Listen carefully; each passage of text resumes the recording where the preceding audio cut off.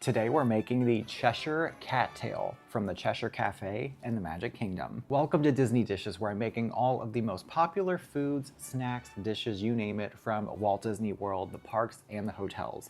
None of these recipes or concepts belong to me. They are just my own recipes and interpretations inspired from the favorites around the parks and hotels. Today we have the Cheshire Cat Tail. Now this is in the Magic Kingdom at the Cheshire Cafe. I have not personally had this before, but I have seen a lot of pictures of it and it just looks appealing. You've got the twisted pastry, the chocolate chips, that colored drizzle. It is really an eye-catching.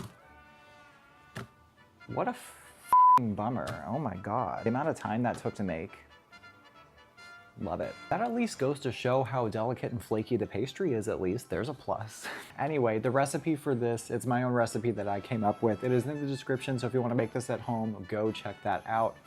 Enough about that, let's make this. We're gonna start by making a rough puff pastry. So it's all-purpose flour and unsalted butter cut into cubes that we've kept really cold. The whole point of this process is to keep the butter cold and in various sized chunks so we get light, flaky pastry.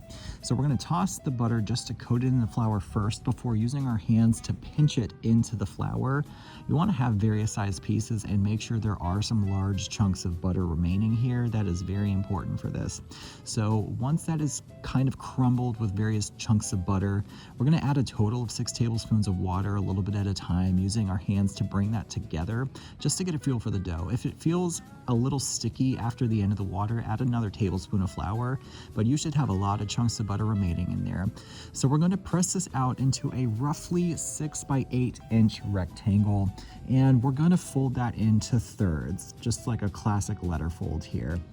Now we're going to cover this with plastic, and you need to give this at least 2 hours in the fridge just to let it relax before we start rolling it and folding it even more. So this is something you definitely do need to plan out in advance. So after that's chilled, we're going to roll this out into a rough rectangle, and then we're going to repeat this process of folding into thirds the same way we did, except each time you fold it more, you're going to rotate the dough 90 degrees just so you get different layers here. I did that a total of 5 times, so we have lots of layers in there. After that last fold, we're going to chill for another hour or so before we roll this out into a roughly 9 by 13 inch rectangle. I am going to measure these strips just so they all come out around the same size. Just divide it, and however many strips you get, about 1.5 inches to 2 inches wide for each one, should do the trick here. I'd like to use a pizza cutter just to make that a little bit easier. So after those are all cut, we've got them on a sheet pan lined with parchment paper. We're going to take mini chocolate chips, and we're going to sprinkle those mini chocolate chips all up and down each of these strips of pastry, because according to my research, that is what is inside of these Cheshire Cat Tails. I'm using my hand to press those into the pastry to adhere them so that when we twist these up, they stay in place. So we're going to start just gently twisting our strips of pastry here, just rough, large twists, not super tight spirals. I want to leave some spaces there exposed with the chocolate chips. So just large spirals. However you like to do that, go ahead and do that. This is just what works for me. And if any chocolate chips come out, just put them right back in their place. Tell them they have nowhere else to go but this Cheshire Cat Tail. I'm going to bake these at 400 for about 25 minutes, but ensure you do this egg wash. That is going to help make them come out really golden brown and shiny, which is really important. We want an eye-catching pastry, and just look at how good they look.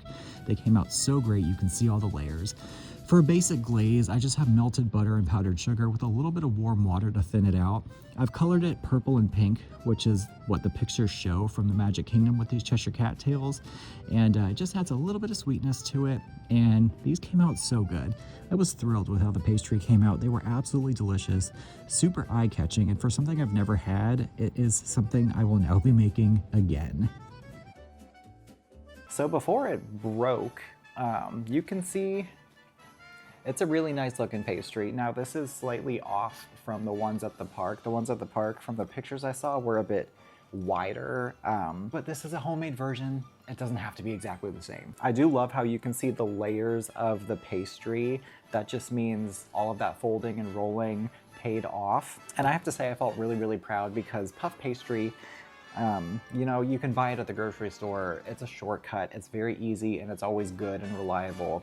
But I have to say, when you put in the extra time and effort to actually make it from scratch, yes, it's more work, but it's honestly really rewarding because when these came out of the oven and they looked just perfect and flaky and layered and golden brown, I was like, we did that.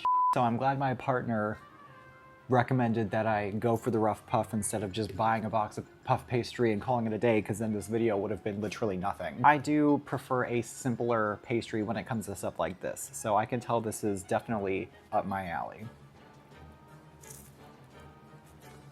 Man, that's good. That would go great with coffee. It's so simple, but in this case, that is the beauty of it. Light, buttery, flaky pastry, the chocolate, a little bit of extra sweetness from that drizzle on top. I absolutely love it. It is so good. It's so simple. So it's no wonder that this is such a popular treat in the Magic Kingdom. If there are any popular Disney foods, recipes, dishes that you want me to make in this series, please let me know in the comments and I will certainly consider that. I have a big list of things to make, so we will see if I can squeeze one of those extra things in there. Make sure you give this video a nice thumbs up and subscribe to my channel so you can come back for the rest of this amazing Disney Dishes series. Thank you guys so much for watching, and I'll see you next time.